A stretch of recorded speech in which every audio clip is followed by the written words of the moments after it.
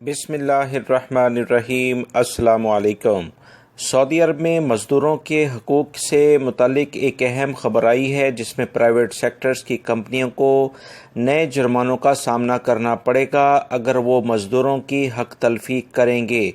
इस सिलसिले में दोस्तों तफसीलात मैं आपको बताता हूँ ताकि आप लोग अपने हकूक़ के बारे में जानें, जो कि सऊदी हुकूमत ने नए कवानीन के ज़रिए जारी किए हैं। वीडियो को लाइक ज़रूर कर दें और मुकम्मल होने के बाद अपने दोस्तों से भी शेयर कर दीजिएगा ताकि वो भी ये मालूमात जान सकें। तफसीलात कुछ ये हैं कि सऊदी अरब में लेबर हकूक़ की खिलाफ वर्जी करने वाली प्राइवेट सेक्टर्स की जो भी कंपनियां हैं, उन्हें नए जुर्माने आयद इन पर किए जाएंगे अगर वो मुलाजमिन के हकूक़ को मुतासर करेंगे। वबाई मर्ज़ कोरोना की वजह से मुतासर होने वाले मज़दूरों की मदद के लिए एक शाही फरमान के ज़रिए लेबर राइट्स का नफाज किया गया था।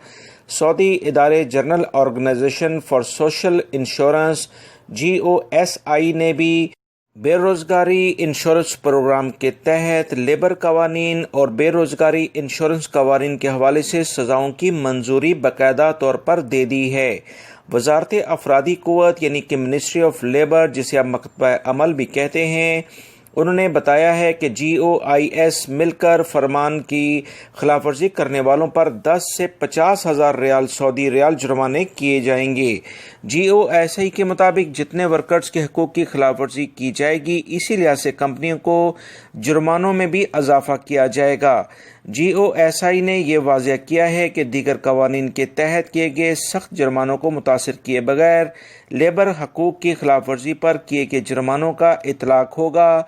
लिहाजा वो तमाम कंपनी जो कि मज़दूरों के वबाई मर्ज़ के बहाना बनाकर इन्हें सैलरी नहीं देती हैं, इनसे काम तो ले रही हैं, इन्हें रोज़गार के मौके जो थे उसे छीन रही हैं, इनके खिलाफ सऊदी हुकूमत ने एक बड़ा ऐलान कर दिया है, जिसकी तफसीलात मैंने आपसे शेयर कर दी हैं।